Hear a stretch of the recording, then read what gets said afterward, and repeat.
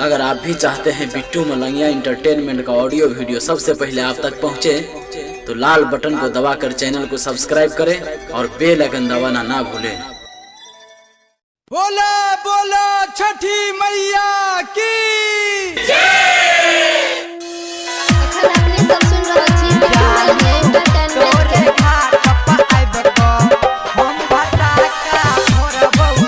अखन अहाँ सब सुन रहे छी मधुबनी सँ सहेली म्यूजिक के शानदार प्रस्तुति। जानू तोरे घाट पर आइब को हम भटाका फोड़बौगे, करे जा तोरे घाट पर आइब को हम भटाका फोड़बौगे, हम भटाका फोड़बौगे, करे जा भटाका फोड़बौगे, गे संग में छुर छुरी से हो फोड़बौ, हम भटाका फोड़बौगे, गे जानू तोरे घाट पर आइब को हम भटाका फोड़बौगे।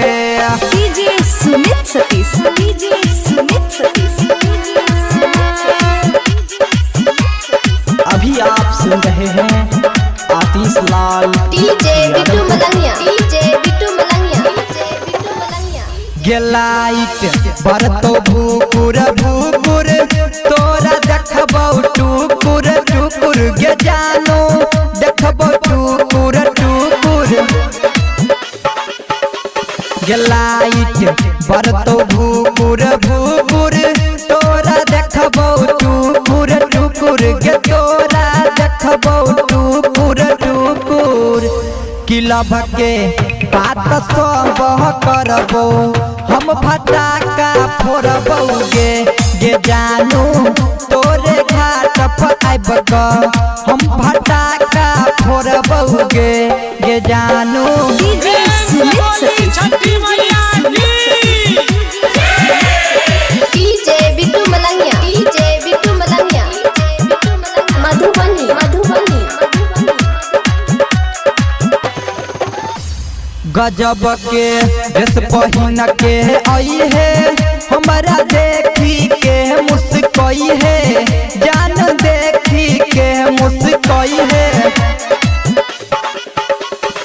जब के ड्रेस पहिन के आई है, हमारा देखी के मुस्काई है, करे जा देखी के मुस्काई है, कि तोहर साथ नहीं हम छोड़बौ, गे भटाका फोड़बौगे, करे जा घाट पर आइब को हम सब भटाका फोड़बौगे।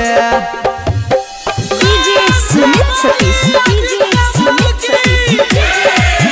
DJ Bittu Malangiya, DJ Bittu Malangiya, DJ Bittu Malangiya, Madhubani Madhubani. कहै छौ गायक आतिश लाल, करबो छठी घाटे कमाल, करबो छठी घाटे कमाल। कहै छौ ओपिन बिट्टू लाल, करबो छठी घाटे कमाल, जानू करबौगे हम कमाल। तोराइटर सोनी के नहीं बिसरी है, गे भटाका फोड़बौगे, गे जानू तोरे घाट पर आइब को हम पराका फोड़बौगे।